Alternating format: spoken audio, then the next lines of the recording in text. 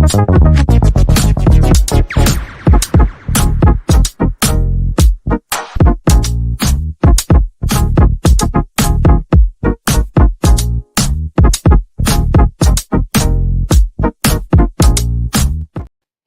everybody, Russ on the West Ham Network. Hope you're all safe and well, my friends. Now, something a bit different. Something a bit different for the channel. For anyone who's a channel member, they would well know what we're going to do today. This is the start of a new series, which we're calling Desert Island Games. Desert Island Games. There we go. And the idea being is we get people on to talk about, in essence, a bit like Desert Island Discs, in all honesty. So you're stranded on an island. There it is. We've got enough rocks to say, come on, you irons on it. And you can only pick 3 games to take with you to watch. And you cannot pick the last game in the bowling or the Conference League final at Prague, because they've been burnt, they've been destroyed. Otherwise, everyone would pick them. So we're going to get lots of different people on, and myself, Anton, and Holly took you through our 3 games each, all very different. And I thought, who do we get to kick it? Well, actually, this person was one of the first ones who got a minus 11 as well, because he was available. And it's the only one who starts my fucking texts. So let's bring in the voice of West Ham to many people, to many DVDs, and still the voice at West Ham for those who get to the game. It's Mr. Martin Godleman. Good evening. How are you, great mate? Are you good? I'm very well. 1-1. Man United versus Fenerbahce. Oh. With it, Manchester United. You'd think we were playing this weekend, wouldn't you? Unbelievable. We are. If the Terminator does this, which I guess he will be doing it sooner or later, once everybody in the world does it, will you call it Desert Island Dicks?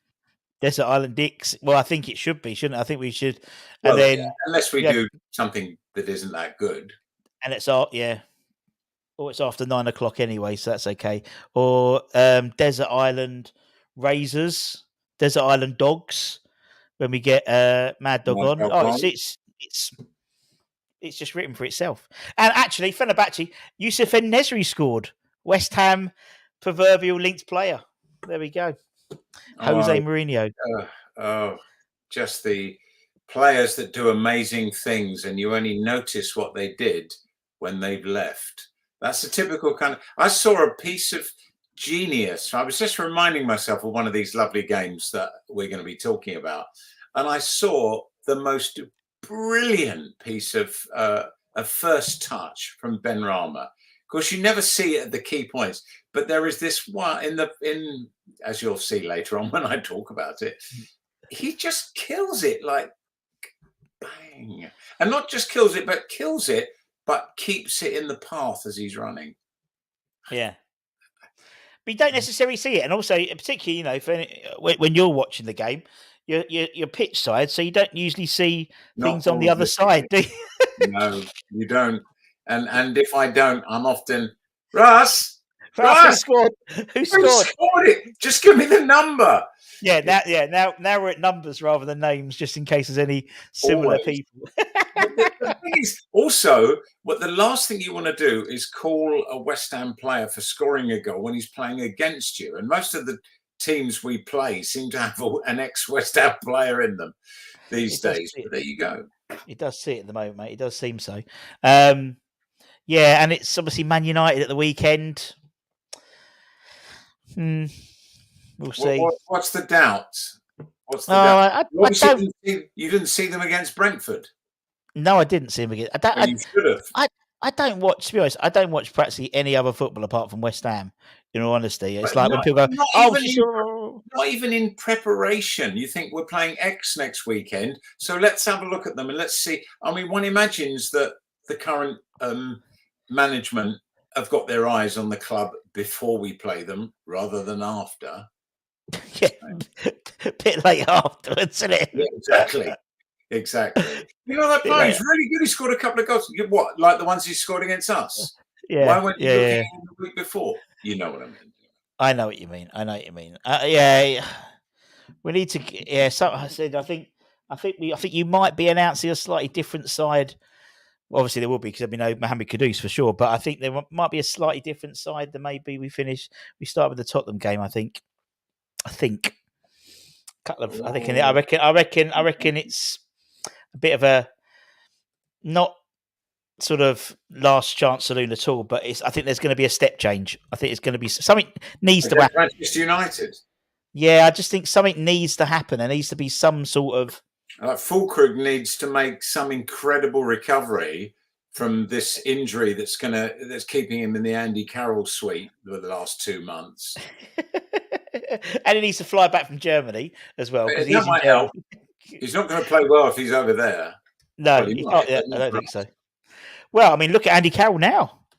Look at him scoring for Bordeaux. Now he's playing in the third division of the Conference League. He's playing every game. It's brilliant. It's brilliant. Yeah, maybe it's the standard he's playing. I don't know. Maybe it's just the French way. You know, he's Schwa de vie. You know, he's probably, as he says, he can go down to the coffee shop and no one recognises him. Yeah, and that's what he likes. Yeah, well, France is a funny place at the moment.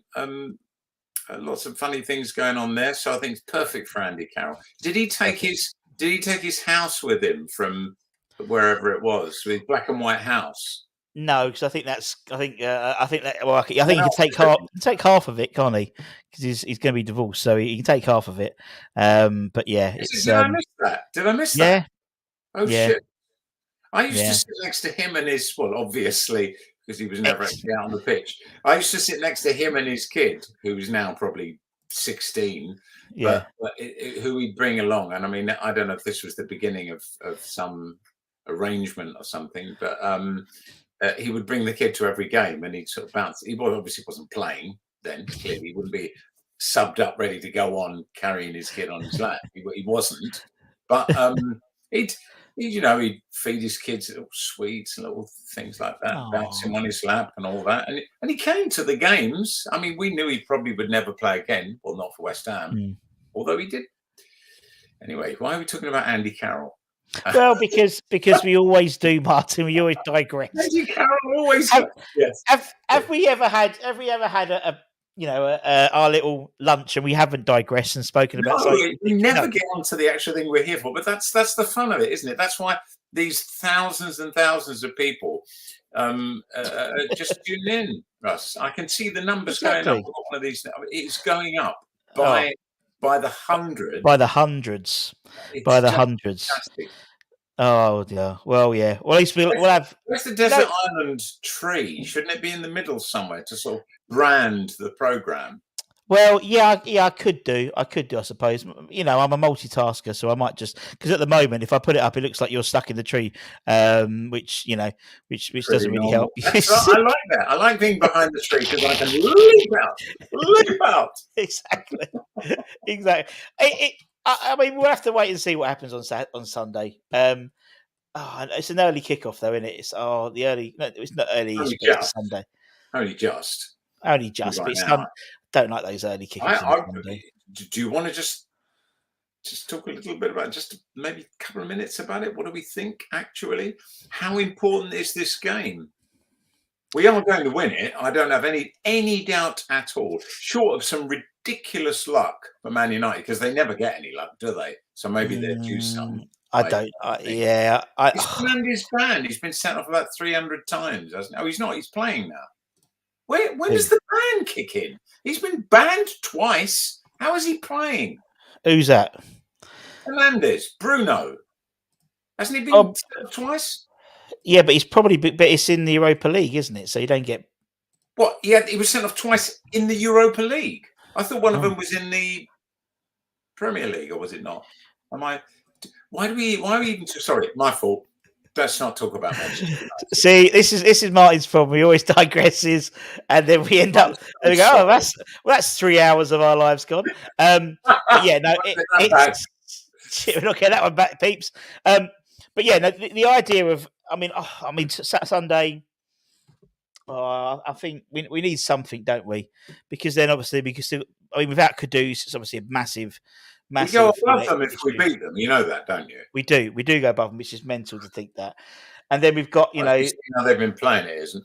If you think we've got problems, Be a Man United fan. Yeah, there's a lot of other fan. I mean, look, be a Crystal Palace fan. Yeah, Innit? Palace. Palace. I'm sorry, but it's not the same. Palace have just been the most unlucky team I have ever seen in the Premier League. In that first game, they score a goal and the referee blows because he thinks there's been a foul. Because he's blown, they can't then use the VAR to see that there wasn't a foul. And Eze scored and they would be 1-0 up. So they lose the goal. And the other team went up the other end and scored. And the referee went in the changing room at the end and apologised to Eze. Doesn't help. No, it doesn't help. He's 3 points. But I mean, well, because I mean, we've got. I mean, to be honest, the Man United game. Look at that. That's we always tend to play well against United at home, and then you've got. Is it Forest away, and then forget that. And then Everton at home. So, and then another international break. So that'd be fun. And we need it actually. Yeah, exactly. Because we play 3 games, and then we also be going to the Christmas period, haven't we? So it's crazy to think, isn't it? It's like we've got just over 2 months, and it's Christmas. Has Clips done the Spurs game yet? No, I don't think they have. So, I mean, that's a bad sign.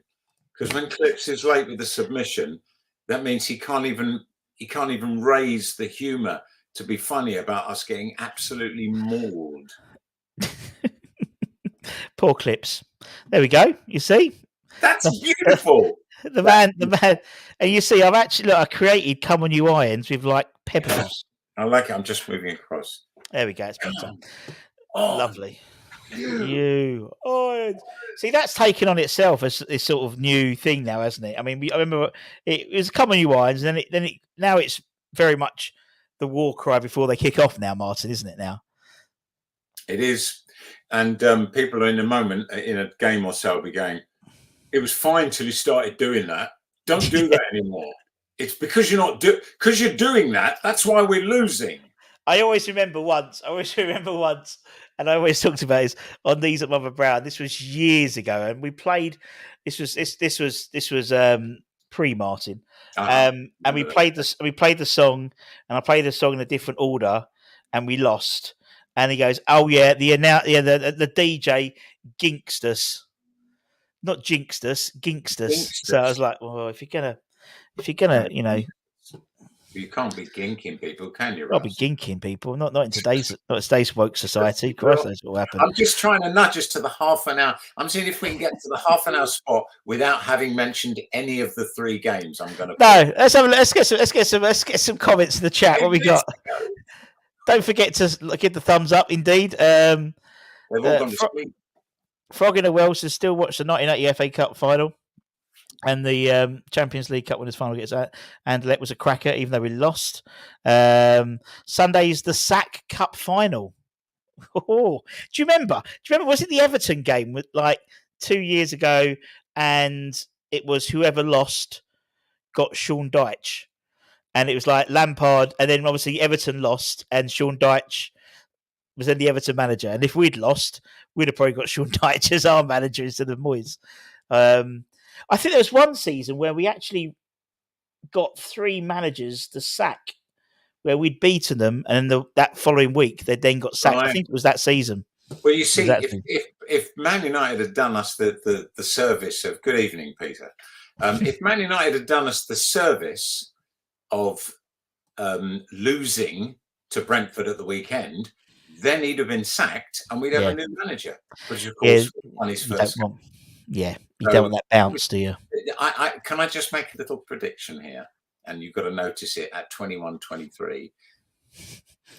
I think this is Ten Hag's last game. Yeah, I think it is.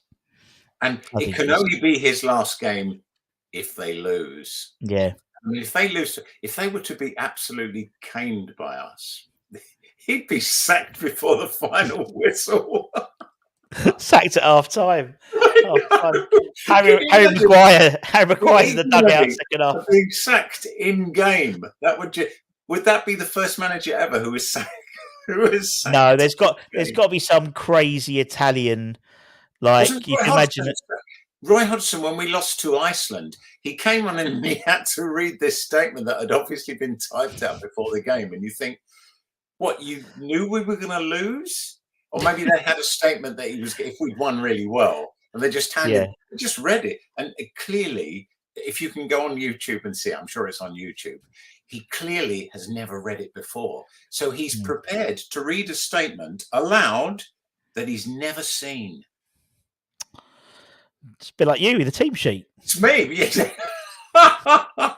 Very although as now as a as the under 21 announcer now and under 18, some of those players' names. I mean, you because in the Premier League, you like know of them, but honestly, some of those youngsters, bless them, they must think, I don't know who's playing. That's not me, is it? Surely Russ has made up that name completely. In me. Yes, hasn't he played for someone else? Yeah, didn't you play in another game? No, did you play the cup? You sure? Gillingham? No, okay. That worked out well. That was another podcast we did called Only at West Ham, and it was literally those types of things, like the Manny on the Minoi, Antonio crashing his Lamborghini dressed as Father Christmas, a snowman rather. Turning up late because he'd been to Harvey Nichols. Exactly. Substitute when he was in the starting 11. I mean, that's one of my faves. All that stuff. There is a story I need to tell you about Paolo Di Canio, which I will tell you off camera. On Friday, we was at one of Ian's events at the Rusk. It was Jimmy Walker's book launch, the only book launch in the world where the book hasn't finished yet, but he had the book launch. Basically, because Jimmy Walker, I love him. Well, I'll show you some. It was me and Jimmy and a few others in Yates's about 1:30 on the Friday night afterwards. We had a good night, but James Collins tells a story about Paolo Di Canio and his time in when he was at Charlton. He heard a story from the Charlton physio, and it's hilarious. But I can't say it for public viewing. I'll tell you on December the 12th. In that season, which would have been December the 12th, 2023, Charlton were top and of the Premier League. And I think Di Canio scored a lot of penalties for them, didn't he? So he may have scored 8 or 9 goals, and I think 6 of them were penalties. Something like that. Off the top of my head, but something like that. Di Canio at Charlton. It's interesting. Yeah, you forget he was there. 13th March, away game against Oxford. 60th first home game was Wednesday. 2-1 loss, 3-1 loss to Wednesday. Why am I a fan? It's simple. The passion I felt that day, I heard us sing. Is that March? Would that have been March 91? Oh, yeah, of course, in the promotion season, yeah. No, it's the season before that, because we went up in 92. 91. It's 1991, we went up, because 91, 92, we came down. 92, 93, went up again. Up, down. Up, down. Proper yo-yo side. But now, obviously, the longest period we've been in the top flight in our history, I believe. Is that right? Why did you say that? You've married it now. No, I said it last year as well. No, it's been in that 12 years in a row. That's their longest ever run in the. So there must be a lot of teams currently who are going to lose. One of them is going to lose the record, and it looks like Palace. One has to say. Could be, but yeah, could nearly be. Nearly there without mentioning a match. Anyway, let's not. No, I shouldn't have said it. Just talk about something else. Let's talk about something else. Let's talk about the new Alloy Collectors. You got the home shirt. Oh, I love it. Can I have one, please? And the away shirts. Oh God, that's nice, that's magnificent. And I've got I gave Stag one of the 1965 shirts as a night because he always feeds me, doesn't he? So I gave. He does always feed you, and also he'll get that sort of nostalgia by wearing it. Yeah, exactly. It's a bit. I haven't asked. Yeah, it's in his cabinet. Apparently, he told me it's in his cabinet. I had the pleasure of his. Indeed. I had the pleasure of his company a couple of weeks ago at one of Len's nights. He was on the old. He's on the old boys table, and I was sat next to him. Very good. And caps to the players who didn't get them for their cup final appearances. That was good. Yeah, we. Although Brian gets on tapping me on the shoulder. This was like the 2000. This was again Jimmy Walker. It was Dean Ashton. that Matthew Etherington that sort of FA Cup final. He tapped me with, "You'd have thought they won the fucking cup final the way they're talking about this." And I was like, Doesn't he realise the expectations are lower? They're lower now. "We've got lower expectations." You'd have thought we'd Oh get dear. Europe 3 years in a row. Yeah. Oh well. Right. Let's start. Come on. Okay. So the idea is we're on this desert island, Martin. I don't know how many. Yeah, we don't seem, but we're going to fit on this desert island together. But it's each their own. And you can take 3 games with you. You can't take the last game at the bowling, and you can't take the last the the Conference League final at Prague, because most people would pick those ones anyway. So, particularly of a certain age, certain vintage like myself. So 3 games, and they the only games you can watch from now on when you're on the desert island. Yeah, just like desert island. This. So, Do you what's your? do you want them in chronological order? No, whatever order you want to go with. Okay. They could be home or away as well. Oh, that's very kind of you. Well, there are 2 home games, and there's 1 away game. Once someone's claimed a game, can that game be claimed again after that? Yes, it can be, and the reason being is people have different reasons, and no doubt your reasons will be very different to someone else's. So, true. like same as me. So my 3 were the Aston Villa game at the London Stadium, because of the announcement. When Yarmolenko scored, you said for West Ham and Ukraine, and that was a bit sort of that. That's something that stuck with me and got very choked up about that one. Then the other one was my one was the 92-93 Cambridge United game, when we got promoted. That was the first time I've ever seen a pitch invasion, like a proper one, like a happy one, rather than a naughty one. And third one for me was. What was the third one? It was that impressive. Oh, yeah. Third one was the Nottingham Forest FA Cup third round in 2002, where we won 3-2, because that was the first game I did the announcing. 2002. Wow. That would have been 2003, wouldn't it, if it was January? Yeah, it was January. Yeah, January 3. Marlon Harewood. In fact, all West Ham players scored that day, because Marlon Harewood scored the 2 for Forest. Yes, he did. He did. 3-2. Defoe scored Joe Cole. But that was actually our first home win of the season. We still hadn't won in the league. No. So that's a brilliant game, Russ. No one will pick that game. You are exactly. Alone. But it was a brilliant game, and I'm honoured enough to have been behind the microphone for that game. It was my last season as commentator, 2002-03. Sadly, happily, I don't know. It's I don't know. Anyway, we have now gone past 9:30, so I'm now going to hurry you up, and I'm going to. You're going to hurry me up. That first time. Hurry me up. First time ever. Okay. Go on in. Right. Well, let's pick a game that you weren't alive for, because that means you can't contradict me, and I can just say what I like. Although I have already spoken to the great Steve Blowers about this, because he was at that game too, and yes, he has. It's actually the 71-72 season, the season where West Ham managed to get to the semi-final of the League Cup, and even though we didn't even get to the final, it is remembered as one of the most fantastic cup runs, because in that cup run, even though we didn't get to the final, we still played 8 games. This was the day where if you had a draw, you had to play it again.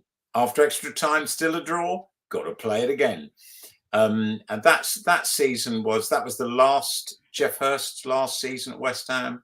That was Harry Redknapp's last season, and there you are. It is indeed against Liverpool. We'd drawn. We had a rather inauspicious start that season. We drew with Cardiff City 1-1 in the League Cup in round 2, but we beat them away 2-1. Then we were drawn against Leeds United. It's a bit like these days in the League Cup. You know, you win one game, then you get drawn against one of the 6. I believe Leeds were top when we drew them, and we actually had finished 20th out of 22 the previous season, and it wasn't a great season. Burnley and Blackpool went down, thankfully. So we'd only survived by the skin of our teeth. And we weren't that much better in the 71-72 season. We finished 14th, but we did have this amazing run in the League Cup. And having, as I say, beaten Cardiff City away 2-1, we then drew Leeds. We drew 0-0 at home. but we beat them 1-0 after extra time. So in the fourth round, we thought, oh, well, we're getting an easy draw now. And hey, guess what? We drew Liverpool. Now, the great thing is that's so rare that we draw Liverpool in the League Cup. And I just thought, wow, I'm going to get to see Liverpool. I'd never see us play them in the League Cup much. And if you just have a look at thank you very much for displaying those teams. You can see them. You can see that Graham came in for Liverpool to replace Kevin Keegan and actually scored. So we didn't have Kevin Keegan. Kevin Keegan, obviously a very young Kevin Keegan then, but we did have all the greats in the Liverpool side. And Liverpool, we'd just beaten Leeds, who were top of the first division. So we didn't have to fear anybody. You see our Liverpool lineup: Ray Clements, Chris Lawler, Ian Ross, Tommy Smith, the captain, kick 'em and stick 'em, Larry Lloyd, Emlyn Hughes, remember? What was his nickname? Did you ever remember that? Crazy Horse. Nope. Crazy Horse was his nickname. Graham came in at number 7 to replace the injured Kevin Keegan. Alan Evans, Steve Highway, and the great Brian Hall, replaced by the young John Toshek and Ian Callahan at number 11. So you can see Brian Hall was sub on that day. But that's a team that's going to win some trophies for Liverpool, and they already they've made a brilliant start to the season. And you can see the tried and trusted West Ham United, who have signed, their new signing is number 11, Brian Pop Robson. So we're all very excited about him, because his goal for Newcastle against West Ham has been at the beginning of the match of the day opening sequence, and they still played it even after we signed him. Now, only the real people who've been around for years and years would remember that. But we had Clyde Best, who I believe had his second best season for us that year. I don't have the stats in front of me, but he scored an absolute stash of goals that season. But as I say, we only finished 17th. We finished 14th. So, but that was better than the previous year. And you can see here, this is Jeff Hurst's goal for West Ham United. And you can see Chris Lawler down there, and there is the great Ray Clements, who couldn't believe that he'd been beaten so easily from that position. But Hurst always had this thing, and again, Steve and I have spoken about it, that he would blow his cheeks out for some reason. I have no idea particularly why. His cheeks out like that every time he would hit the ball hard. I don't know, perhaps he thought he would frighten the goalkeeper. But those are the stats in front of you there. You can see Graham put Liverpool ahead just for half time, and then Hurst almost on the shot of half time equalised. And we couldn't believe going in that it was 1-1, and then Brian Robson scored the winner. So yeah, a great win against the team who were second or third, I don't know. So we've now beaten second and first to get ourselves through to the next round. So you might ask yourself, okay, it's a great win against Liverpool, but why have you picked that game? Well, I shall tell you, Russ. My mother and her boyfriend, Eric, were travelling up to spend they didn't need a name check, but hey, there you are, there's a name check. They were driving to East Ham, where they were going to have, I can't remember if they were driving there first or it was the West Ham game first. But the next thing I knew was that Mum said, we could drop you off at West Ham and then pick you up after the game. Because I still wasn't really able to go to the midweek games. Dad wasn't too keen on, and bearing in mind I wasn't living with him, it was a bit more difficult for him to control. But still, he wanted me. He'd let me go to the 70-71 season, first season I'd actually gone to home games. But this one, midweek, he wouldn't have been keen on. But I was being driven there and being picked up. So in 71, I would have been 13, and my brother would have been 9. So the two of us were just allowed to go to this game. It seems, I mean, I don't know if kids do they go to the game at that age now? Well, not on their, I wouldn't, not on their own. Yeah, probably not. Do you know what I mean? It's like, it just felt normal. And we went, but Mum and Eric, being Mum and Eric, they dropped us outside the ground. I think they were 7:30 kickoffs then. I think they dropped us outside the ground about 7:20. And just left us there, these kids. But of course, when you're a kid, you're totally fearless, aren't you? You Yeah. just and we Yeah. just went to the ground, and people were looking at us like, "What? You're just arriving now?" Even as kids, I remember that look of disbelief. But I got the tunnel vision. Let's get in, and we got in. There was nobody, the old when you used to go through and the guy would push two kids through, so they'd only count as one, but he'd get the money for two. Not suggesting anything like that ever happened to West Ham. So we went through and we went up in the West Bank. In the West Bank we were, and we climbed up all the steps. You had to get to the steps to see, going down. And of course, it's Liverpool, and I think our average crowd that season, if I remember correctly, was 30,000. But at this game, correct me if I'm wrong, it's on the stats, isn't it? Have you got the stats again? Sorry, I just put I'm just they have looking. 40,000. I think we had 40,000. 40,000. Yeah, 40,000. And our record was that season actually the most people we ever got in at Upton Park was, again, apologies for knowing this, West Ham 2, Spurs 2, when I was behind the goal. I remember then, and it was 42,700 and something. That's the most people ever at Upton Park. Wow. That same season. Now, bear in mind, you had that, and you have this attendance, 40,878. Can you imagine how crammed that was? Oh, God, yeah. And yeah, this was a season when we averaged 30,000. That was mainly because of the second half of the season after we didn't get to the League Cup final. As usual, West Ham have a bad second half of the season? Surely not. But so Andy and I, my brother and I, get to the top of the steps, and we think there's got to be more steps. And you can't see anything. You can hear this sound, and you can sort of see the lights of the west enclosure with you, but you cannot see anything. Just hear this cheering, and there's something quite lonely about, as a football fan, when you can hear all the cheering is going on and you're not part of it. Yeah. And I thought, oh no. We're going to have to spend the whole of this game standing behind these 9-foot people, because everyone looks like they're 9 foot when you're a kid.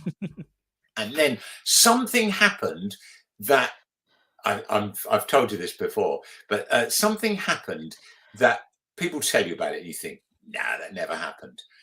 But it happened. We were crowd surfed, the two of us, to the front of the ground, and actually we're right in the middle, so that people, go on, son, you know, go now, they won't be able to see anything, take them down, move them down. And before we knew it, my brother and I are in the front row as such, it's all standing, and the game is starting. As our feet hit the ground, the referee blows the whistle. It's with that absolute synchronicity. And I just had a feeling about the game. Bear in mind, I've been supporting this team that were pretty rubbish. They'd made a brilliant start of the season, and they'd had a terrible last season, and we're playing Liverpool. Of course, we've got to beat them, because everything says that we're not. And they scored first. But again, I didn't worry about it at all. Yeah. I didn't worry about it at all. We got the equaliser, and then, I don't know, I have a horrible feeling that it was me that asked my brother to go and get us hamburgers. What a stupid thing to do. So anyway. Well, you're vegan. You're a vegetarian now. So I am now, but I wasn't at 13. So he disappears.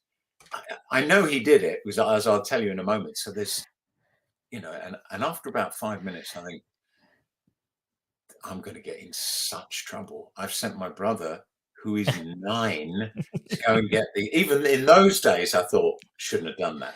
So I thought, I went up, went to the back of the crowd, still half time, mind you, and I'm wandering up and down looking for him.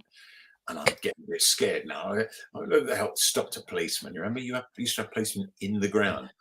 I said, I lost my brother. So the policeman, sort of shaking his head in disbelief, took me down to this little room where they took kids who got lost. And there's my brother sitting there with these 2 burgers, crying his eyes out, looking very miserable. And someone said, is that him? Is that his brother? And I sort of shamefacedly, yeah.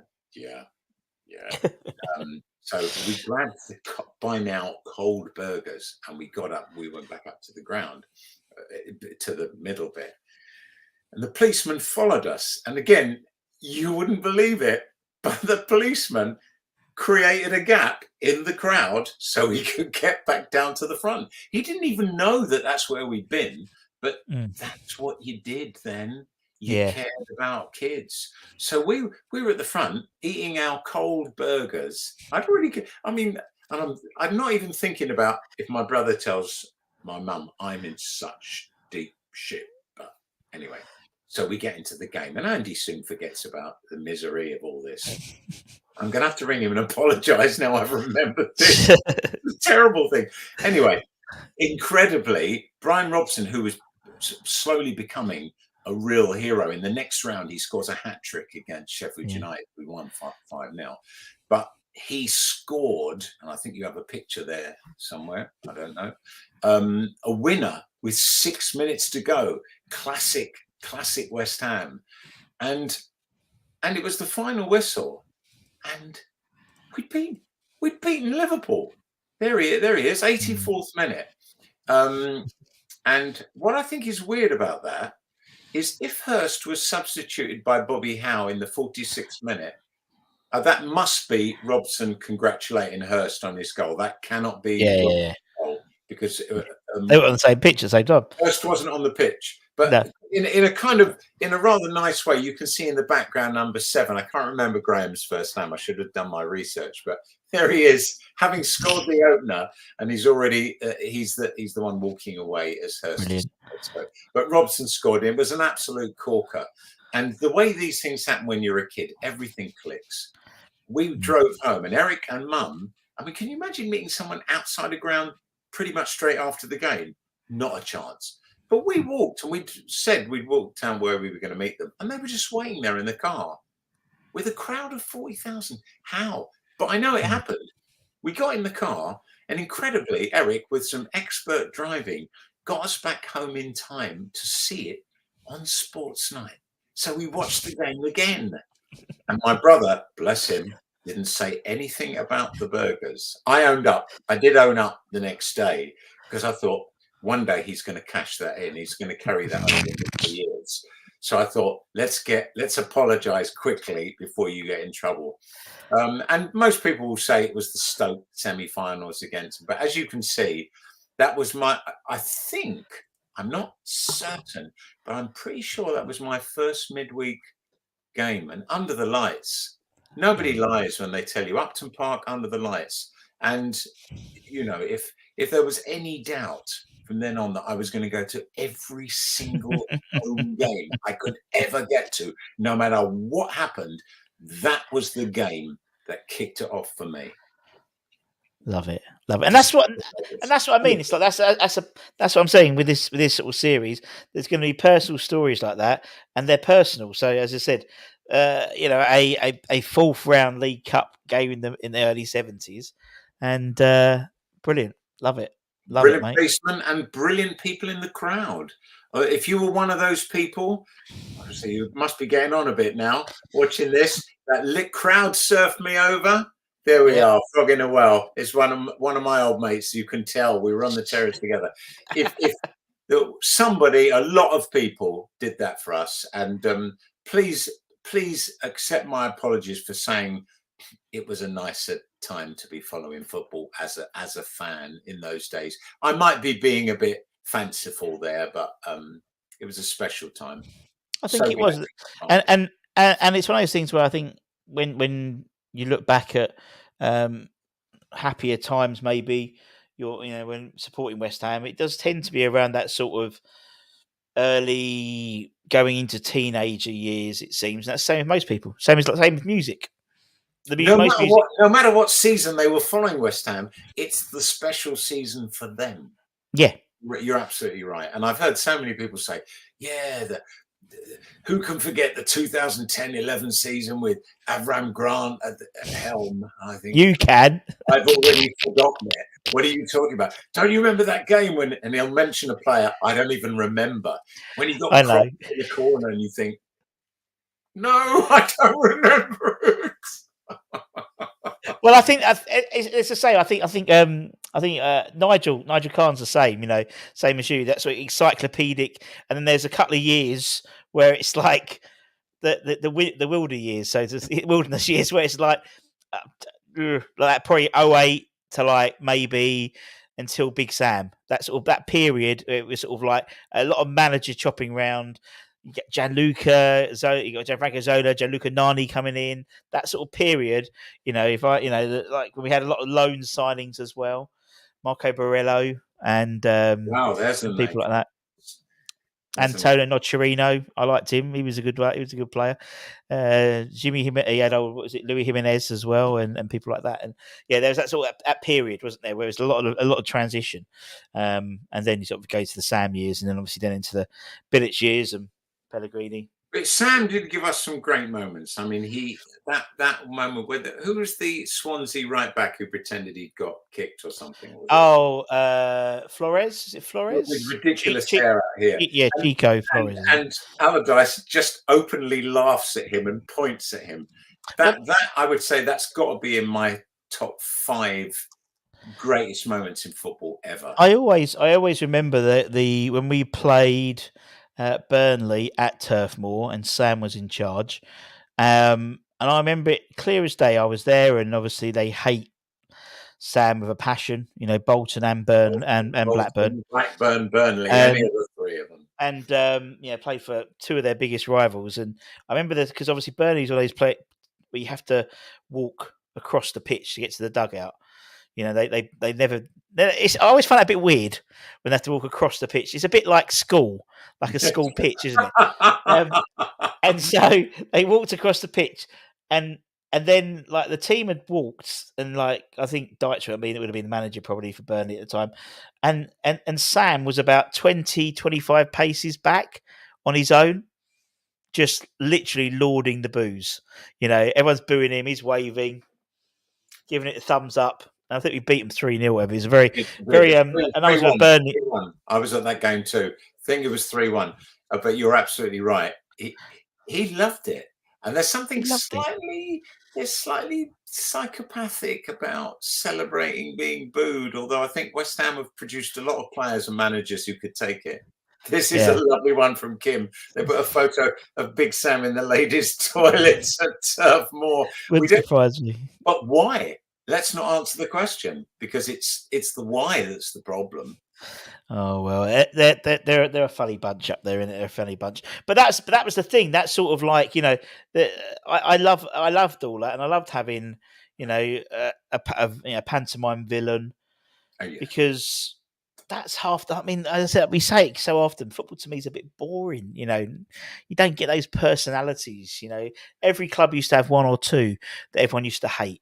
Or, oh God, they're coming. I can't stand him. Or Robbie Savage, but people like that. You just don't get it anymore now. Everyone's sort of quite vanilla. Robbie Savage actually is. Correct me if I'm wrong, but I'm pretty sure from what I've gathered, is quite a hero with a lot of West Ham fans because of his commentaries in the Europa Conference League and Europa League. Well, I mean, he's obviously paid to big up the English side. But he really shouted for us in all those tournaments. Whenever he was the summariser, he was excellent. And when you remember how much everybody hated him as a player, it was like that Michael Portillo, hated him as an MP, loved his train program. Loved his trains documentary. Actually, I've got a good Sam Allardyce story. And anyone who's watched the Jose Benayoun interview will know this story. Yoshi was signing for Bolton. He wasn't going to sign for West Ham. He was going to sign for Bolton. And I was like, really? He went, yeah. I was on the way. And on the way, my manager said, my agent said, oh, go and talk to Alan Pardew at West Ham. So we had dinner. And I really wanted to join West Ham, but I'd already promised I was going up to Bolton. So he went up to Bolton. And halfway through the medical, he sort of said, can I stop? I still need to think about who I want to sign for. And apparently, Sam Allardyce dragged him into a room, locked the door, and went, "You're going to fucking sign for me now." And he went, "I need to think. And then obviously, 6 years later, he comes on loan, come under Sam. So it's sort of he got his man eventually. But I thought that was really funny. Oh, so he did sign for Bolton. Of course, he did. Under threats. Loan. Yeah. Nice. So good old Sam. I mean, Sam has never been a man to court controversy as his No. long reign as English manager demonstrates clearly. Of course, one of the longest. But that's happened Nobody before. was- I remember. I think it was McAvenny tells a story when he was going to sign for Luton rather than signing for West Ham, and the chairman at Luton, when he was about to sign, he was in the boardroom, like smacked him on the back and went, "Oh, looking forward to seeing you." And Frank's like, "Who's the fuck's that?" He goes, "Oh, it was the chairman." He was like, "I'm not fucking signing for this club." And then really. yeah, and then literally sort of stormed out, just the way the chairman was very flippant with him. But yeah. Say no disrespect to lovely Frank, but I would strongly check that story because Macca is well known for these stories that float into his head 2 minutes before he tells them. Oh, he's told that story a few times. So if it's been repeated, then it's true. Yeah, it must be true. Right. Okay. Game 1 done. 45 minutes in. Game 1 done. That's not bad, is it? Right. Okay. Game 2. Right. Game 2. This is the one of my 3 games which I think is you're most likely to hear repeated, and that is the incredible 1999 to 2000 season. We'll call it the Millennium season, shall we? West Ham have had this incredible kind of crazy season, 98-99, where we finished 5th somehow, and yet in the last games we were managing to lose 5-0 to Everton, 6-1 to Leeds, and still finished 5th. I think we finished 5th with a negative goal difference, and I don't think anyone has finished that high in the Premier League. Correct me if I'm wrong, but that's Harry. You know, you went to see him. A lot of people went to see Di Canio, and I did. I had a conversation. It may have been with you about who was the last West Ham player who neutral football fans would travel to a game just to possibly. see. Yeah. And I think Di Canio's got to be up there, hasn't he? As one of those players, like George Best. You know, I'm old enough to remember George Best. You would go to the game to see him, and certainly this season, where Di Canio scores 17, he joined West Ham, I think, in 98, 99 in January, or was it 97, 98 January? It must have been 98. Okay. Anyway, we qualified for Europe from that year, and we pretty much could have done anything. But as I say, if we hadn't lost those stupid games where we lost 5-0 and 6-1 and all that, we'd have finished 4th probably that season. But anyway, West Ham have only finished in the top 10. I think it's up to that point 14 times ever in their history. But in this season, 99-100, it was the 3rd successive time they'd finished in the top 10. And it's a bit like those 3 years in Europe we've just had that we hope aren't the only ones we're going to have for another 4 years.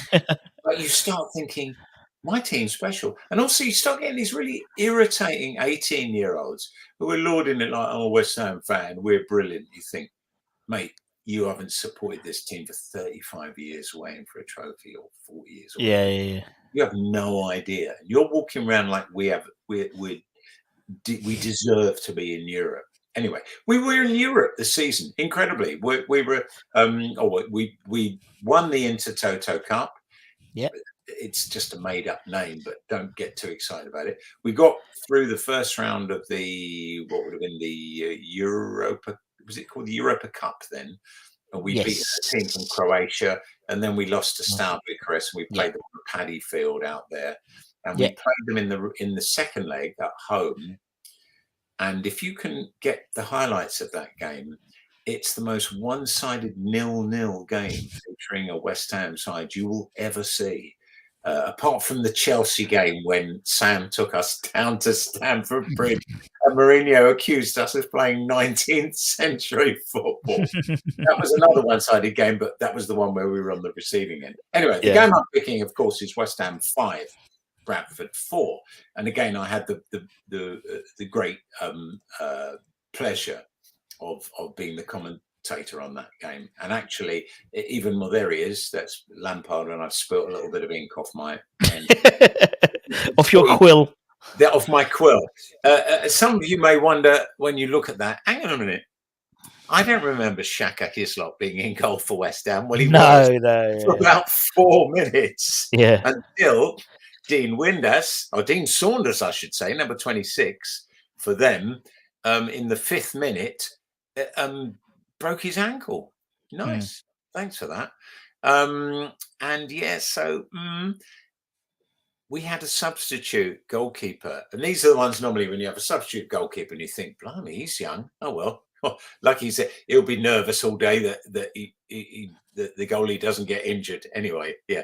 I have to say, Stephen Bywater didn't have very long to be nervous. Nope. It's within 5 minutes he's getting his shirt on and puffing up his chest, and I was bigging him up big time. I have no idea why. Why would you big up a 16-year-old or how old he was? It was coming on. But I bigged him up on the commentary, which was such a mistake. Anyway, he comes on, blah, blah, blah, here I am. So, and then we're playing Bradford City, who I believe it was their first season in the Premier League. I'm pretty sure it was. And not to be confused with Bradford Park Avenue at all. But there we are. We're playing. So we're thinking Bradford City. It's going to be 3 more points. Here we go. And as you know, West Ham never let you down when you're playing a team for the first time once they come up. You've always got to be worried. I was worried before the Ipswich game, incidentally, but thankfully that even though they equalised after 6 minutes or something.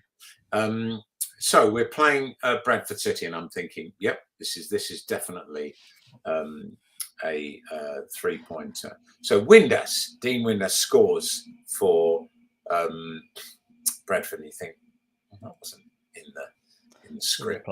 And I don't think we could really blame. That's the only one you couldn't blame Bywater for. Yeah. I mean, you could. You might as well to at least make it a complete 4 goals.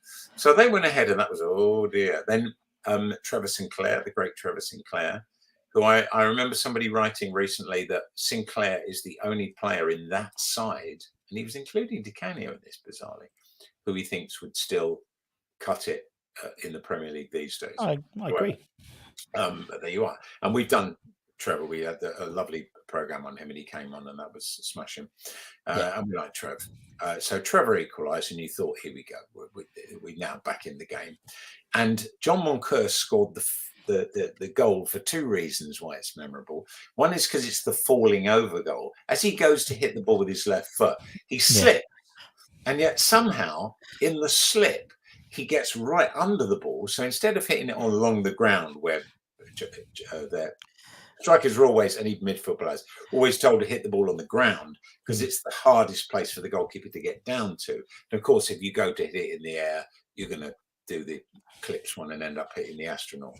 So he's gone to hit this low shot, and then he's fallen over and he's hit it right in the opposite corner, beats the Bradford keeper, all ends up. The Bradford keeper, who that day was Aidan Davison. There's a well-remembered goalkeeper. And if you're listening, Aidan, I'm sorry, that wasn't meant to be deprecating. So we're ahead 2-1, and now it's going to be fine. And then John Moncur, very often great, terrible. And he had one of his great, terrible little 1-2s. Yeah. He went down the other end, so excited. When he celebrated his goal, incidentally, he took his West Ham shirt off, and he's wearing this dark blue shirt. Why is he wearing that? I mean, his shirt, he always wore his shirt so baggy anyway. It's like literally around his ankles anyway. He was a stick-in set. Anyway, so he celebrates that. And then a few minutes later, down the other end, he fouls somebody. He's obviously got the testosterone and all the I don't know what is running around his body, and he's whacked this guy in the penalty area, and Bradford have a penalty just before half time, which B. Greed dispatches, and it's 2-2. So West Ham are having had the joy of this Sinclair goal and this, okay, we got the young goalkeeper in, but he's done all right. We got to go in at 2-2. Now, I was commentating, and I had a feeling for that game because Di Canio, it was a game of dribblers, because you had Frank Lampard, who I have to say was for man of the match. Absolutely brilliant. And I know it's not very fashionable to make great things about Frank Lampard. I'm pretty sure, Russ, you can correct me if I'm wrong here, but I'm one of the very, very few people invited on your top 11 team who picked the young Frank Lampard for my 11. I don't think many people did. Nah. But I actually picked both Frank Lampards for my team. So just do something that you could do. I got your permission to do it. But there you can see. Let's just have a quick look at this team. Here's Gary Charles, Ferdinand, Stimac, Scott Minto. Remember him? Speaks Spanish. Yeah. Steve Lomas, the captain. Steve Lomas. Very underrated captain for West Ham. And he's only 25 then. Even though he always looked about 40, he's only 25. Frank Lampard playing out of his skin. He played brilliantly in the Intertoto first round. Hit a goal against Heerenveen. Just go on YouTube and have a look at it. Absolutely unbelievable. Must have been 30, 35 yards, crashes in off the bar. John Moncur, we love John Moncur. He's here, he's there, he's everywhere. John Moncur. And Joe Cole, of course, who Harry had kept back for a whole season when people were begging him to be played the previous season. Trevor Sinclair, Paolo Di Canio, not too shabby a side there. Garrick and Keller on the subs bench. Potts and Kitson, it's not a bad bench either. And more importantly, Martin, we don't need one Rio Ferdinand. We've got two Rio Ferdinands. So look at the numbers. Two Rio Ferdinands. There's only two Rio Ferdinands. So you got 20. Yes, in the starting lineup. Yeah, what's going on there? Even then, we fucked up the program. So who's missing? Dimac is missing. He's not playing. He's not playing. We're playing with two Rio Ferdinand. Ferdinand is such a great player that he's in the lineup. Anyway, take the night off. This was memorable. Somebody told me, and I'll have to believe them, that Redknapp changed the formation around at half time. And he would make do with what he'd got, but he took Charles off. I've got to get these facts right. He took Charles off. At my little picture of it. He took Charles off and moved. Wait for it. Because this is worth noting. Yeah, he took Charles off, moved Stimac to left back, and you had a Minto, Stimac, Moncur, Ferdinand, Lomas. Moved Di Canio out to the left. Kitson down the centre came on as a substitute. With Sinclair on the right and Cole and Lampard sitting behind them. So this actually worked. And we're not saying that Charles wasn't playing well, but it was about how we were going to take them apart because City were playing well, playing very, very well. And obviously we didn't want, I have to say, this plan didn't work straight away because at the beginning of the second half, Jamie Lawrence, who was the guy who had the ginger, hadn't he just dyed it that week? I think he dyed it that week. Because I distinctly remember it because it was a massive thing on telly. I have talked to him about this game, and he let me into a secret that it was the only game in his entire career that he scored a brace. Because he wasn't a fantastic goal scorer for Bradford City, but the only time he did. Well, this was when he chose to score his two. He scored his first one. There was a shot from somebody from distance, and up Steve Bywater, just his hands up to catch it, and somehow drops it, hits him on the knee, and it bounces out to Lawrence. Fair play to Lawrence. Lawrence is on hand, slots it in. So this is Redknapp's new formation not working even less. About 2 or 3 minutes later, when Lawrence scored from a very similar position to Moncur, also with his left foot, but in the other corner, an absolutely brilliant goal that curled in, even though it looks less good than it was because Bywater just doesn't even dive for it. So they're 4-2 up. This is how well Redknapp's formation is working. And the other thing that's happened, I do notice it's gone past 10 o'clock now. Apologies to everyone if it's your bedtime. Di Canio has had 4, and I would say of those 4, 3 stonewall penalty appeals turned down by the ref, who doesn't want to know. He's not interested. Obviously, he must have been a mate of the guy who Di Canio pushed over. Who was that? Paul somebody. Was it a Paul? Who did Di Canio push over? Oh, Paul Durkin? No. It was a D. I think No, you're right. yeah. Paul You're something. right. Anyway, someone's going to come in. Someone type that in for us. You're supposed to be out there helping us. Anyway, it might well have been Durkin, actually, thinking about it. Congratulations if it was. Well done, Russ, because you got that very quickly. Anyway, so then, Di Canio's had these Stonewall penalties turned down, and he goes over to Harry Redknapp, and I wouldn't have believed this if I hadn't seen it with my own eyes. Don't forget, I'm commentating, so I've got access to all the cameras. Paul Alcock. Well done. It wasn't That's a D. It wasn't a D. But it was kind of close. Alcock, Durkin. Di Canio goes over to Harry Redknapp in the dugout and says, Harry, take me off. I can't play. I'm not getting any penalties. And Harry Redknapp is just laughing. But the camera goes right in. You can see Di Canio's serious face. I don't want to play. I'm not interested in playing. So Redknapp, who wasn't known for pushing his fancy downs too hard, and that was how he got them, people like Ian Wright playing for him. Redknapp is like, he's, come on, get out there. So Di Canio steals himself, and Paul Kitson starts to come into the game. And Kitson, another underrated player of ours. Yeah, very much so. Down the right this time, picking the ball up. Sinclair's finding him, and Kitson and Sinclair are playing quite nicely. And then Kitson cuts through on the right, beats the defender for the first time in the game, and the other defender coming round the back to cover to try and put it out for a corner, hacks him, and it's a penalty. So Di Canio, who nearly was off just about 5 minutes ago, picks the ball up and goes to the spot.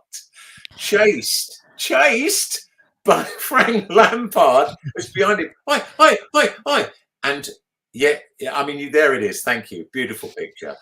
It's mine. I take the penalties. I can't even remember if that's true. If Lampard took the penalties, maybe they'd had some kind of agreement. But I think Lampard had thought, this guy is a hothead who is going to miss the penalty. We've already seen him go over to Harry. The guy's a complete psycho. I've got to take the penalty and calm the. But of course, Di Canio, he doesn't know the word no. He doesn't know what it means. He's never heard it.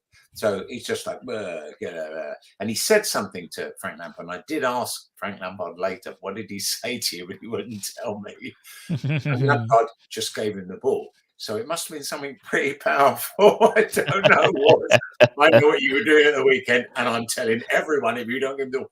Anyway, Canio gets the ball, and I don't know why, but it was never any doubt that he was going to score.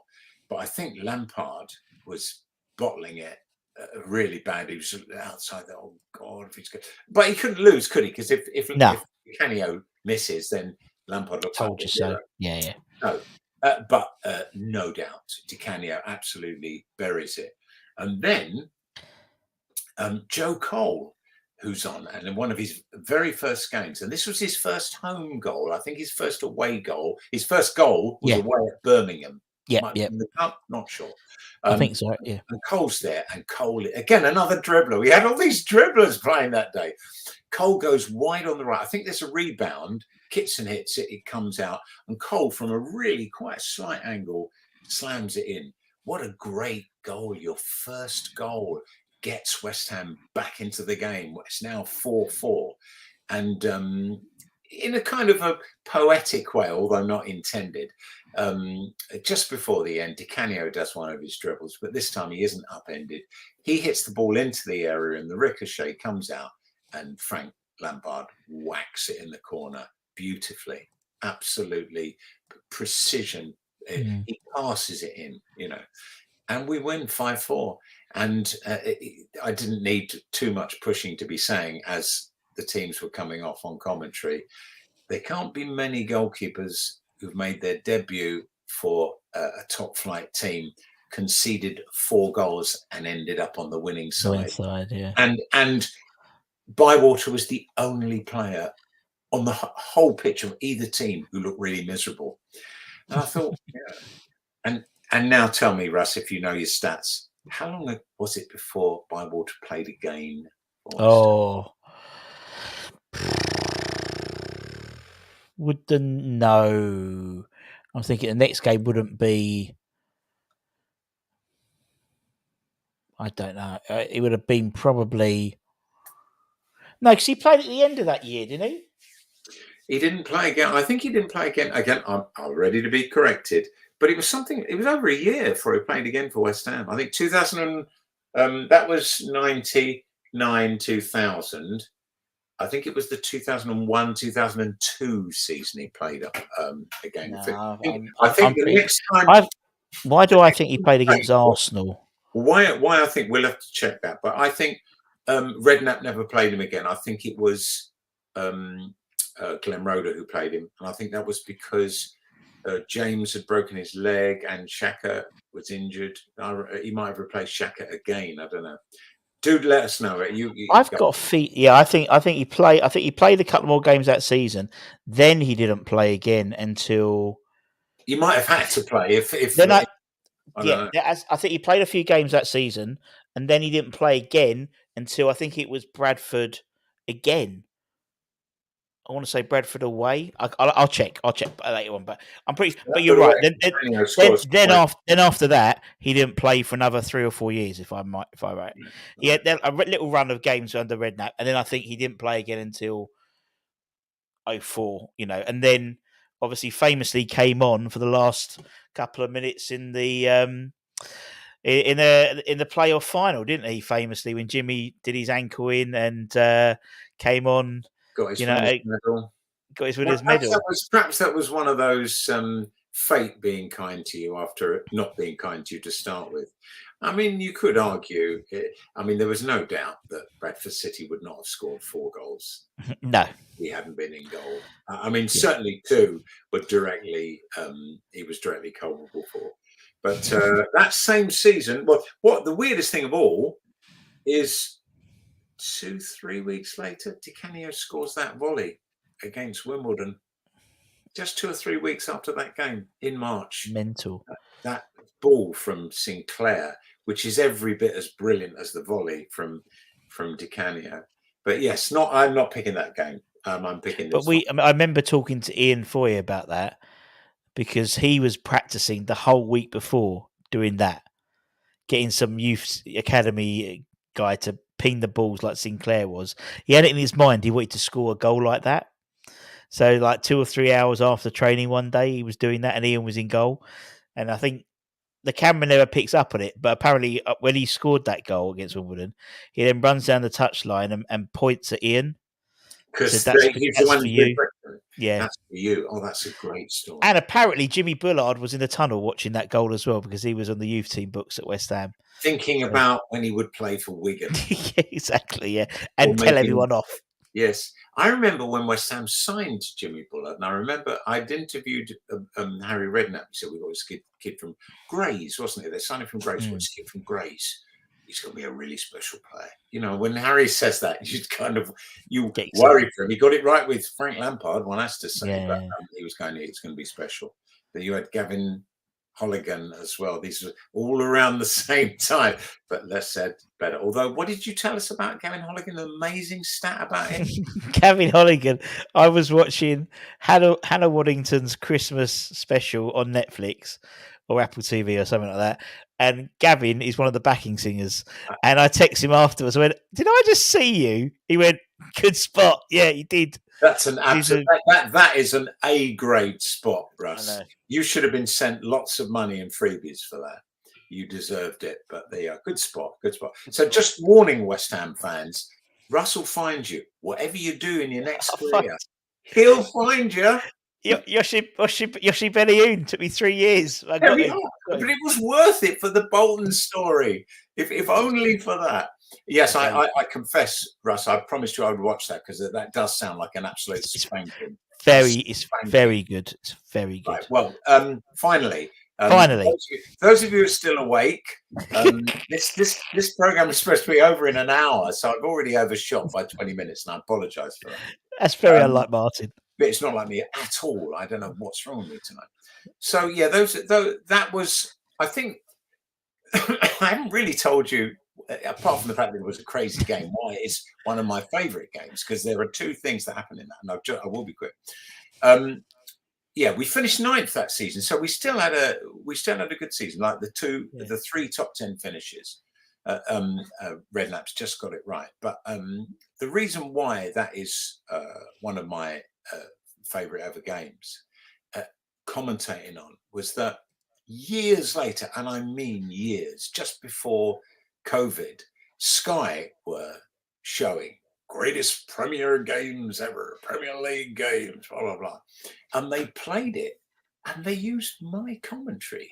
Now, normally they would revoice it with one of theirs. Now, 2 reasons. Either couldn't be asked and forgot, or they thought it was a really good commentary.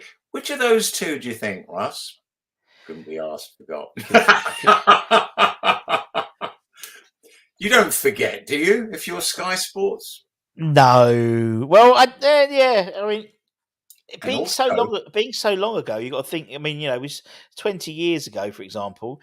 Things like that. People, again, they might necessarily, it might be a junior, and they didn't know that it wasn't the Sky commentator. I don't know. There is something else I found, and that was when I went on to see the Premier League things of that game, and that was a bit, so that might have changed, but I don't think so. That also uses that commentary. So maybe they just couldn't be bothered. I just thought, we can't get someone in to revoice 9 goals. No one will do that for free. So yeah, there's a million reasons why, but there you are. From the fun world of commentary back in the day when Sky didn't do every game. But that game just epitomised that whole era. It was like a microcosm of that whole time under Redknapp, wasn't it? It was a soap opera. I remember we had Joe Cole and we was talking about that game, and because it was his first, obviously, Upton Park goal, and he still talks about that game today, because it was it was just so typical West Ham. Yeah, it was Bradford. It was Monker, hero to villain. You had the goalkeeper, break his ankle, and the youngster had to come on. You had Joe coming on. You had the fight for the penalty, the Canio theatrics. It was just mental, that whole period, wasn't it? And that just epitomised that game. Yeah. So many reasons why, but if I end up under an HGV tomorrow, my last moment as the blood dribbles out my ear will be thinking about that game, because that really was just amazing. Look, mate, I think you've killed him. Don't worry. Bradford City. He keeps saying Bradford City. You don't seem well. He keeps saying, Jamie Lawrence, why do you dye your hair? Jamie Lawrence. He had red hair. He had red hair that day. I'm pretty sure he got it dyed that week. I remember it being a massive thing on soccer. So I'm sure nobody can even have a clue as to what my third game is going to be. But there is a kind of a link between these games, because they all are West Ham against the odds winning, because we love that. We love that. So in Aaron Cresswell I think he was making a documentary for Sky about getting sent off when players go straight through. And his first, he managed to do that in 2 successive rounds of the Europa League. I think the Europa League, shouldn't it still be the Europa Cup, because there's a knockout bit? I suppose there's a league bit. It's a league now, isn't it? Oh yeah, I've got to say, we don't need to be in Europe, do we? When you don't do the home and away. Do you know what? I do miss it. I miss it. I miss it from us, because I loved the production of the European nights. And we always did so well. Even when we see Tony, and Tony will be there, and I like Tony Perry, and so we get to Tony Perry. If you don't know him, then you must be the only person in the universe who doesn't. Tony nicest Perry, nicest man in football, nicest man. And but from a fan's perspective, the trouble is at the moment, because we're not playing well at the weekends, we haven't got the midweeks to look forward to. So we've got a week to stew now. So at least you had, like, I don't know, we're playing Genk or whatever. Okay, let's get ready for that. Okay, let's get ready for, and so it was always like Skamaka's going to get a game.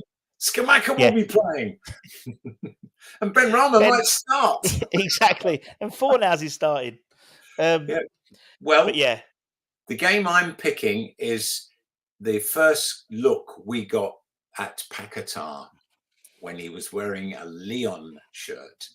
Actually, the game it's not the first look we got at him, because that was the home game where we drew 1-1. And shortly after having Cresswell sent off for this terrible foul, we scored with 10 men. Bowen scored, but nagging at them. And I think wasn't it Dembele did this little act when Cresswell sent the wink? Wink? The winker. Bastard. Anyway, and Dembele equalises for Lyon, and our second leg is away from home. Well, that's the end of it, isn't it, really? You're not going to beat Lyon, who are doing very well in the French league and have a sort of a fantastic record. And it's our first season in Europe under Moyes, and it's the quarterfinal. Well, we got to the quarterfinal. They're thinking that was still pretty good for the first thing. And we were having, we weren't having such a great season in 2021-22. Was that the good season, or was it the 22-20? Yeah, that was the good season. It was the one after that wasn't so good, but we won the competition, so it didn't matter. So we suddenly found our feet under Moyes. We're playing some nice football. Ballon Dawson was an absolute legend, and we couldn't believe this squad player from Watford and West Brom is now our star player. Anyway, off we go to Lyon, and of course, as with the European games, I'd made my mind up that I was going to all these games, not as some credit pass or anything, but going as a fan. Got myself a ticket and went with the great John Ratomski, Newham Food Banks, who everybody will know because he's one of our own, and there's no arguing about that. Number 94. Number 90. I thought it was 95. 95, that's it. 94, 95. But anyway, so we went there to Lyon, and we was just like, you got to go, haven't you? And the Lyon police, pretty special, though. You got to say, all the Lyon fans somehow managed to get all these flares into the ground. You think, well, we couldn't even get, you couldn't even get a small bag into the ground, and yet they brought these bloody great flares.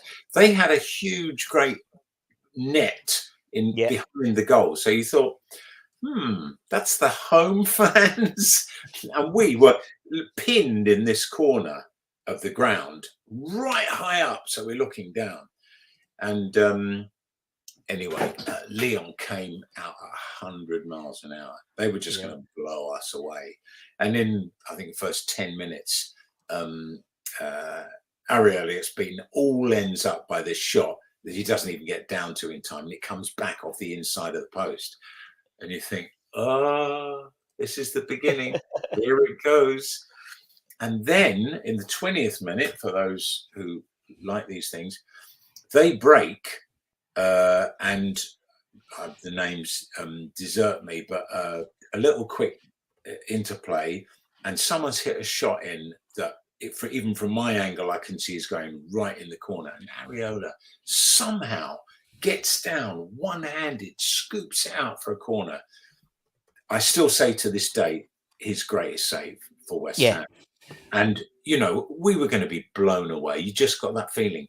But when your goalie makes a save like that, it gives you a little bit, and especially if you clear the corner, because you still got to clear the corner, and we did. And then we break away, and Antonio, obviously 3 years ago, flies down the left. This brilliant cross to Bowen, who hits it first time. The ball just misses the post, and you start to think, we're having a go here. We might do something here. So getting up to half time, we get a corner, and it's a lowish corner. One of them, not those high balloon ones that you've got to generate all the power to get on the end of, but it's the low one that comes direct, with force. So you've only got to get your head to it, and you're going to get all the power of the corner as well. And Dawson just comes in. Look at the replays. He just comes in front of everybody and gets there first. It's an absolute Dawson, magnificent. Yeah. 7 minutes for half time. Up he goes, bang. And nobody read it. Nobody read it. You see, you've got 3 bloody Leon defenders that's gone past. That's got to be Paquetá in front, nowhere near the ball. That's him by the goalkeeper. No disrespect. Yeah. There he is. Yeah, Why yeah. is he even there? He wouldn't have done anything if it had gone anywhere near it. He was marking Antonio. Look at him.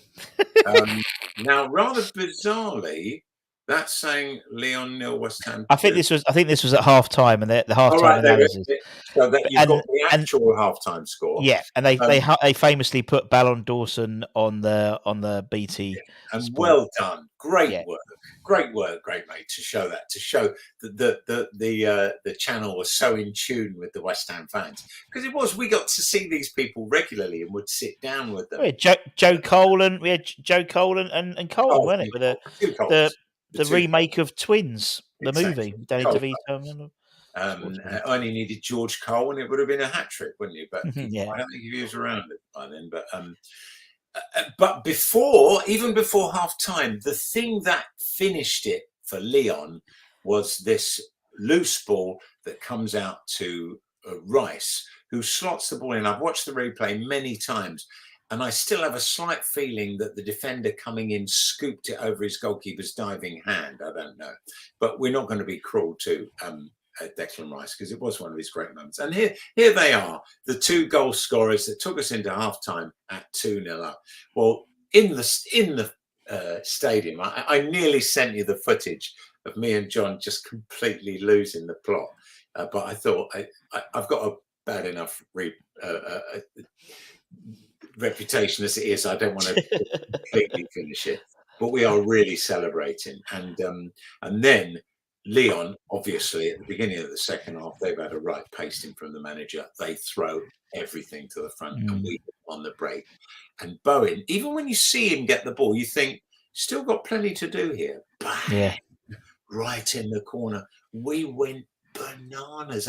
And it was the first time, I promise you this, and this is why it is one of my 3 games, the first time that I remembered what it was like being a proper fan and nothing else, because I've been working for the club since '91, so I'd had all the very good fortune of meeting the players, going behind the scene, and you kind of get a bit desensitized. You still love West Ham to win, but you don't feel quite like that night.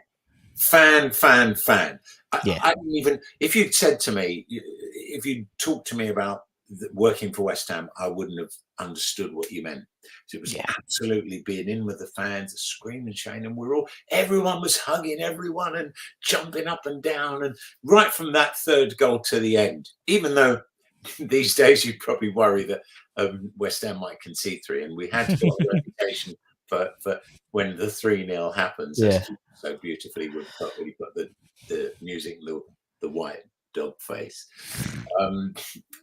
But we celebrated, and at the end of the game, long after the end, maybe 25, the police just kept us there, but we didn't care. There we are, beautiful shot. Nobody cared. Nobody was moaning, get us out. We were just shouting and partying. And there in the bottom of the picture, you can see David Moyes coming over to us. It was just, I honestly am feeling quite tearful thinking about it. I think this has to be, now I'm thinking it through, and I've told you about them, that has to be my best game, because I thought, we've done it. We've beaten this absolute top European side. We've gone to them. We haven't even got a lead from the first leg at home. We've gone to an away leg. This is, when you think about it, that we'd already lost to Sevilla 1-0, but then we beat them at home. And this is the quarter-final. As we're dancing there, we're kind of thinking, actually, we're in the semi-final. There's only 4 teams left. Yeah. And it was just, and the players just kept coming out again, and then Moyes came out again, and everyone was singing his name and shouting, and we finally got out of the ground.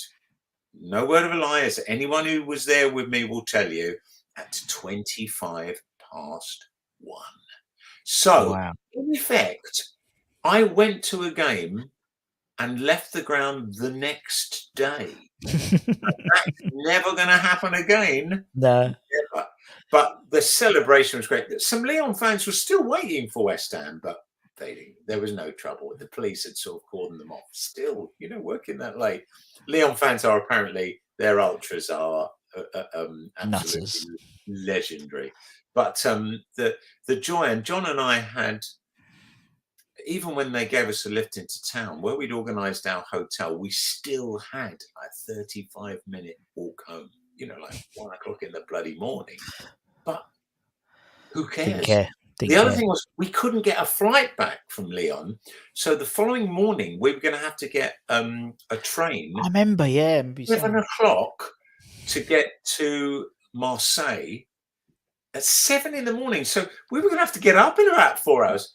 Didn't even think about it. And we spent the whole of the next day in Marseille down by the port, just drinking. And we had I think it was Good Friday. It was Good Friday. Yeah. We had a 11:30 at night plane back from Marseille, and it was filled with people, or West Ham fans, who'd obviously worked out this other way of getting back. But there we were, victory in Lyon, travelling back from Marseille, and we got back to London airport, to Heathrow. He was delayed. I think it was like 1:15, another 1:15, and we had to get a night bus back. And John saying, "Do you know what night bus?" I said, "No, let's just get the first one." We got one that was was going to Kingston. I don't know. Somehow we got home. I have no idea how. But it's that thing, and all fans will know it. You don't care. You could be on the other side of the world. Very true. Enjoy it. I was listening to I was watching as a guy on YouTube, a guy called Ellis, who does a away days thing, and he was saying, because his channel is very much they go and watch football, and he says, to be honest, it's not necessarily the game, it's the journey getting there.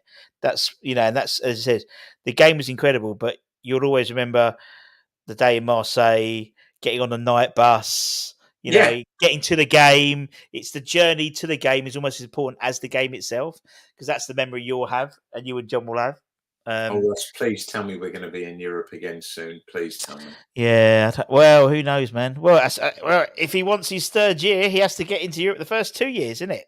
That's the deal. Yeah, that's true. That's good thinking. Good thinking. So you got your top cap screwed on there. I mean, I so miss Europe. We've only been out of it for a year. I know. But, your Chelseas and your Arsenals and all the other. Sorry, even though it's late, I won't say what I'm thinking. They can't enjoy it as much as us. They can't. No, because they have it every bloody day. I think actually we as a club, not us, but I think in terms of recruitment in the summer, I think a lot of that we underestimated the pool that Europe had, because you think when we had European football, we relatively easily signed people like Paqueta.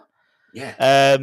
Skamaka, again, I know, in hindsight, but where we were really struggling early on this season in the summer to sign players, and they wanted to go to Juventus and do that because they had European football, and we didn't. And I think we still had, I think we underestimated the pool that Europe has, particularly if you're looking at us and saying Aston Villa or us and a Man United or things like that. Yeah, you got history, but a lot of players, particularly coming from maybe lesser leagues, want to play in Europe.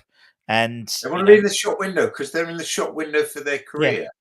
Which makes me wonder why Ivan Toney signed for a Saudi team. I think it was the 40 million price tag. Maybe the old money. Let's be honest. Do watch any of you who have got remote interest in this. Watch the 1-1 Lyon. You only have to watch the 7-minute highlights. You don't have to watch the home game, and watch this piece of skill from Benrahma. Yeah, I could watch it 100 times because Benrahma, of course, was that that was the Genk when we played them in the league, wasn't it? And we drew 2-2, and he scored two. His best goal for West Ham was one of Yeah. those. And then we would have won, but Souček got that unfortunate own goal right at the end when he sliced the ball into his own net. But Ben Rama this season, in the European competition, was magic. The best he played for us. I personally. Well, he was playing, weren't he? He was in the. He was playing. I suppose you're playing. You're going to play better. You know, I think he felt that there was some kind of divine right. He had to always be starting, but I'd still love Ben Rama. I mean, Pablo Fornals, as you know, is my star player, and I still cry every time I look for his name, even on the bench, and he's not there anymore. And I think he's playing for Pellegrini. I mean, shut up. No, and he was. I think he was skipper the last few games, if I'm right to believe. So he is playing really well. I gather. Yeah, he is. But what I used to. But the thing about that season was we only had one of the 2 legs. We had the second leg at home, didn't we? And the other two we had the second leg away.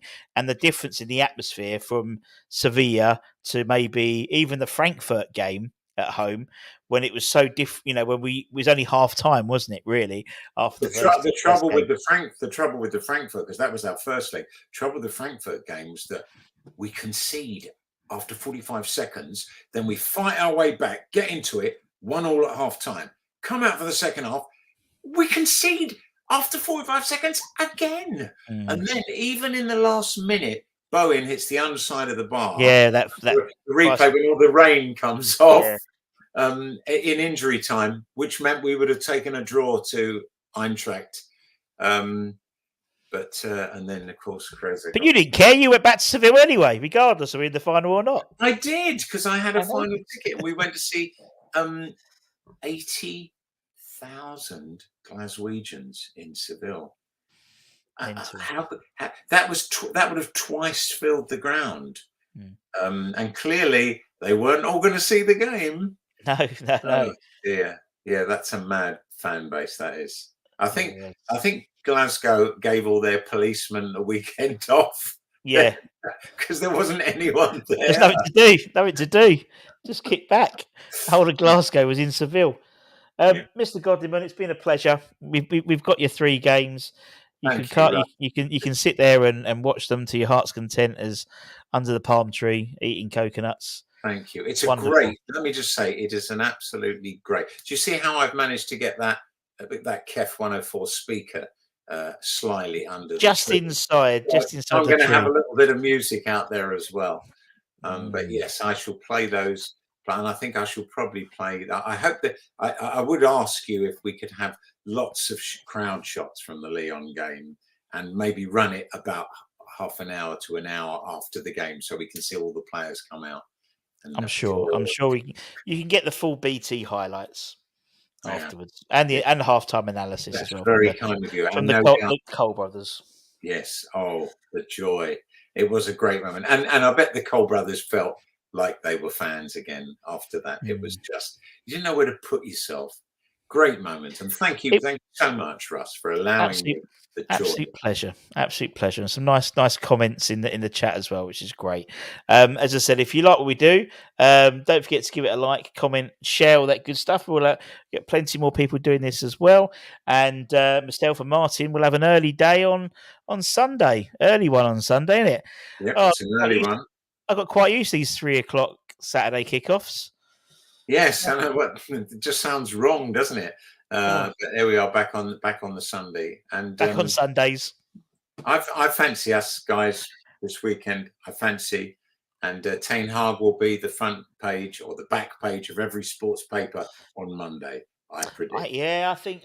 Yeah, as I said, I think Julien will do something a bit different. I think on Sunday, I think there'll be a different. Well, there have to be because we can't give the ball to Kudus as our game plan because he's not going to be here. Yeah. So there are still plenty of good players in that side that may step up. Let's hope they do. And I have a feeling we may see a different goalkeeper on Sunday. But who will it be? I think we may see a different goalkeeper in West Ham on Sunday in between the sticks. I think that's a fairly uncontroversial opinion there. I'll agree with you. I'll get in the queue back with you. Yes. And maybe a different number 10. Maybe. I just. Who doesn't get booked, you mean? Who doesn't get booked? He doesn't run about like a blue-ass fly. First minute or the 17th minute. Allegedly. Well, that's the thing, actually, because to be fair, in between this game on Sunday and the Nottingham Forest game, he's due to have his hearing in Brazil. So they're still none the wiser. That's before he even has the FA one, is it? Yes. He's got the Brazil. He's been called to a Brazilian Senate thing, and they don't know whether he has to be there in person or not. Because I think so. If potentially, if he has to be there in person, he could miss the Forest game. Don't care. Sorry. By the way, see. What's that? What's the best album from the 70s? I have no idea. I wasn't around. It's Innovisions. Stevie Wonder. If you don't know that album, people, if you're listening, come by. Your life will change. Your life will change. That's enough. That comes with a Godleman guarantee. It does. Anyway, people, myself and Martin, we have to go and get our sleep because we've got to be up on Sunday for the game. And until next time, everyone, take care, stay safe, stay warm, stay humble, keep the faith, my friends, and myself and Mr. Godleman. We'll see you on Sunday, and I'll see you guys tomorrow for the Julian Lopetegui press conference. Lucky me. For sure. That's what he says all the time. Yes, for sure. Yes, for sure. For sure. Huh? Not for goals. What's that? For sure. Bye-bye, everyone. Bye-bye.